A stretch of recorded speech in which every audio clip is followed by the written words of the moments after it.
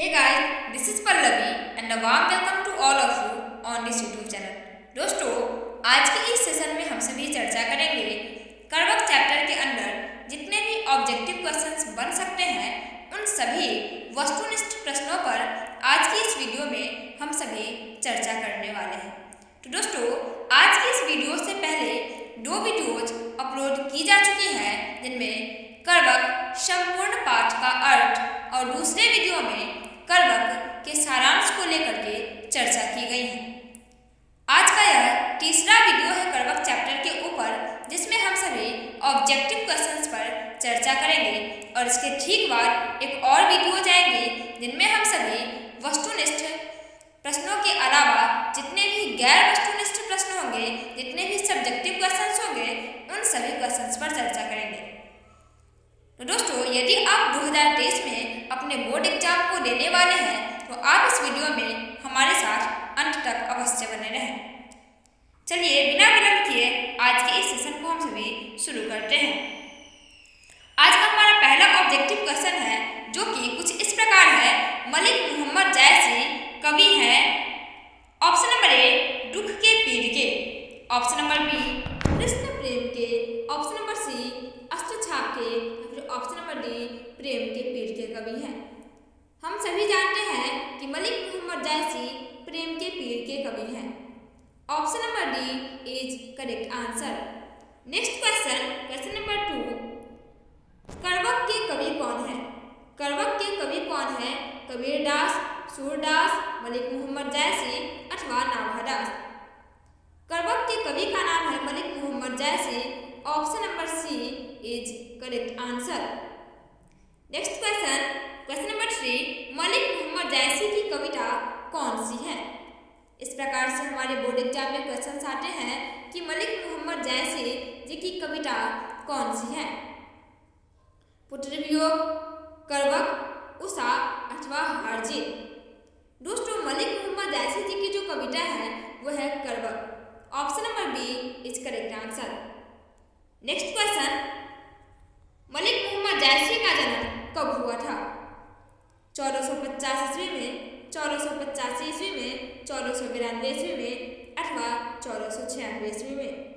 हम सभी जानते हैं कि मलिक मोहम्मद जैसी जी का जो जन्म हुआ था वो हुआ था 1492 ईस्वी में, जो कि 15वीं सदी अनुमानतः ली जाती है 1492 ईस्वी में। चलिए अब नेक्स्ट क्वेश्चन पर आज चर्चा करते हैं। नेक्स्ट क्वेश्चन जो कि कुछ इस प्रकार है, जैसी जी का जन्म किस प्रदेश में हुआ था? मतलब जैसी जी का जन्म कब और कहाँ हुआ था? तो 15वीं शताब्दी में 1492 ईस्वी में हुआ था और उत्तर प्रदेश में हुआ था। कहाँ हुआ था?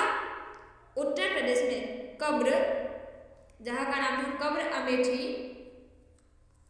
यूपी, कब्र अमेठी उत्तर प्रदेश में जायस नामक जगह पर हुआ था। चलिए अब नेक्स्ट क्वेश्चन पर चर्चा करते हैं। जैसी किस तरह के कवि हैं? जैसी किस तरह के कवि हैं, इस क्वेश्चन पर चर्चा करते हैं। तो हम सभी जानते हैं कि जैसी सूफी कवि हैं। जैसी कैसे कवि हैं? सूफी कवि हैं। क्वेश्चन नंबर 7 कुछ इस प्रकार से है कि जैसी जी का जन्म स्थान कहाँ था? जैसी जी का जन्म स्थान कहाँ था? इलाहाबाद, बनारस, कानपुर अथवा अमेठी। हम सभी जानते हैं कि उनका जन्म कहाँ हुआ था? यूपी में हुआ था और यूपी में कब्र अमेठी उत्तर प्रदेश में हुआ था। कब्र अमेठी, और इसमें ऑप्शन नंबर डी है अमेठी। जैसी जी का जन्म अमेठी में हुआ था। Option number D is correct answer. Next question, Jayasi जी के पिताजी का नाम क्या है? शेख मोहम्मद, शेख यमराज, शेख परवेज या फिर इनमें से कोई नहीं। उनके पिताजी का नाम है Malik Shaikh Yamrez. Malik Shaikh Yamrez. Option number B is correct answer. Next question, Jayasi ji क्या थे? धनवान थे, पहलवान थे, फकीर थे या इनमें से कोई नहीं। दोस्तों, जैसा कि हम सभी जानते हैं कि जैसी जी जो थे वो चेचक के कारण रूपहीन थे, फकीरों की तरह अपनी जिंदगी बिताया किया करते थे बचपनों के दिनों में। तो ना ही धनवान थे ना ही पहलवान थे, जैसे जी फकीर थे। Option number C is correct answer. चलिए अब नेक्स्ट क्वेश्चन पर चर्चा करते हैं जो कि जैसे हिंदी साहित्य की किस काव्य धारा से जुड़े हुए थे? जैसे जी हिंदी साहित्य के किस काव्य धारा से जुड़े हुए थे? ज्ञान मार्गी शाखा, प्रेम मार्गी शाखा, कृष्ण मार्गी शाखा अथवा सगुन भक्ति काव्य। ऑप्शन नंबर बी इस करेक्ट आंसर प्रेम के पीर के कवि थे और प्रेम मार्गी शाखा से जुड़े हुए थे। जैसे जी प्रेम मार्गी शाखा से जुड़े हुए थे। ऑप्शन नंबर बी इस करेक्ट आंसर। नेक्स्ट क्वेश्चन, जैसी का काव्य की भाषा कौन सी थी? जैसी जी के काव्य की भाषा कौन सी थी? कविता में लिखा हुआ एक नैन कवि मोहम्मद गुनी, एक नैन कवि मोहम्मद गुनी, और ये जो भाषा है वो अवधी भाषा है। कौन सा भाषा है दोस्तों? अवधी भाषा है। खड़ी बोली, ब्रज, अवधी अथवा अरबी। दोस्तों option number C is correct answer Awadhi. चलिए नेक्स्ट क्वेश्चन पर चर्चा करते हैं। जैसी के काव्य का मुख्य रस क्या है? जैसी जी के काव्य का मुख्य रस क्या है? वात्सल्य रस, श्रृंगार रस, वीर रस अथवा इनमें से कोई नहीं। तो जैसी जी की काव्य धारा की जो मुख्य रस है वह है श्रृंगार रस। Option number C B is correct answer श्रृंगार रस। नेक्स्ट क्वेश्चन, जैसी ने रतन सेन और पद्मावती की कथा को किस प्रकार से जोड़ा है? जैसी जी ने रतन सेन और पद्मावती की कथा को किस प्रकार से जोड़ा है? प्रेम द्वारा, भक्ति द्वारा, रकट रूपी लेई द्वारा, इनमें से कोई नहीं। तो कवि कहते हैं कि रकट की लेई से इन्होंने पद्मावती और रतन सेन के कथा को, कहानी को जोड़ा है। रक्त रूपी लेई से अपने आंसुओं के नयन जल से उन्हें भिगोया है और रकट रूपी लेई से जोड़ा है। Option number C is correct answer. चलिए नेक्स्ट क्वेश्चन पर चर्चा करते हैं। जैसी ने रतन सेन एवं पद्मावती की कथा को किस प्रकार से सींचा है? अभी हमने चर्चा करा था कि रकट की लेई से जोड़ा है और अपने आंसुओं से उन्हें भिगोया है। Option number A is correct answer. Next question, जैसी ने किस दोष से युक्त होते हुए भी अपने आप को गुणवान बनाया है? तो हम सभी जानते हैं कि जैसी जी नेत्र दोष से उनके पास एक ही आँख था, बाई आँख था, और इसमें ऑप्शन नंबर बी जो हो जाएगा वो करेक्ट आंसर हो जाएगा। चलिए नेक्स्ट क्वेश्चन पर चर्चा करते हैं जो कि कुछ इस प्रकार है। जैसी का काव्य किस प्रकार गंभीर एवं व्यापक हुआ? जैसी जी का काव्य जो है वो समुद्र की भांति व्यापक और गंभीर है, क्योंकि उन्होंने कहा है कि समुद्र के पानी को भी खारेपन का दोष इस विधि ने दिया है, लेकिन फिर भी वह असूझ है, अपार है, असीम है। इन्होंने अपने काव्य को गंभीर एवं व्यापक समुद्र के पानी की भांति बनाया है।